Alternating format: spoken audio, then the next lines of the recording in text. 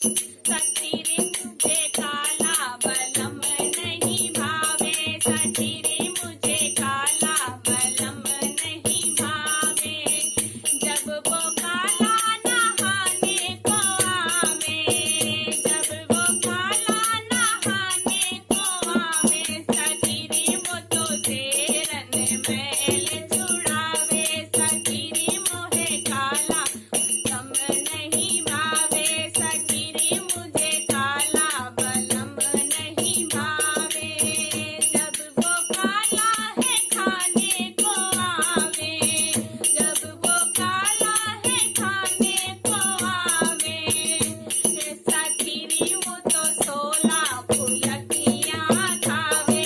सखी रे वो तो 16 फुलकियाँ खावे। सखी रे मुझे काला बलम नहीं भावे, सखी रे मुझे काला बलम नहीं भावे। जब उस काले के हुए लल्ला लल्लनी, जब उस काले के हुए लल्ला लल्लनी, जैसे शुक्र शनिचर चले आमे, सखी रे जैसे शुक्र शनिचर चले आमे, सखी रे मोहे काला बलम नहीं भावे। सखी रे मुझे काला बलम नहीं भावे, सखी रे मोहे गोरा बलम मन भावे। सखी रे मोहे काला बलम मन भावे।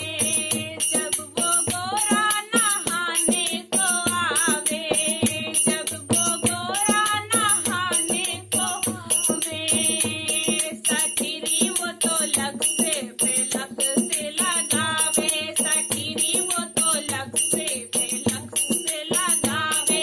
सखी रे मोहे गोरा बलम मन भावे, सखी रे मोहे काला बलम नहीं भावे। जब वो गोरा है खाने को आवे, जब वो गोरा है खाने को आवे, सखी रे वो तो 2 ही फुलकियाँ खावे।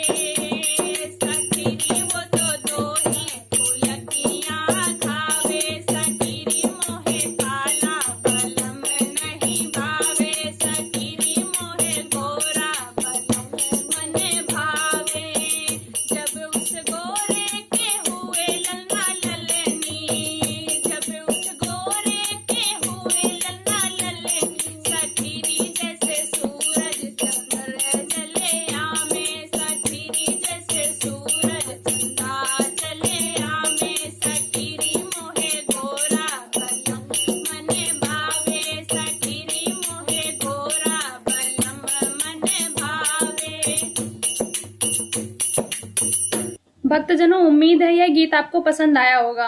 कृपया इसको दोस्तों और रिलेटिव के साथ शेयर करें। अगर आपको किसी भजन पर प्रस्तुति चाहिए तो कमेंट करें। हम आपके लिए इस चैनल पर उस भजन को प्रस्तुत करने का प्रयास करेंगे। अगर आपने हमारे YouTube चैनल को सब्सक्राइब नहीं किया है तो तुरंत सब्सक्राइब करें और बेल आइकन दबाना बिल्कुल ना भूलें। धन्यवाद।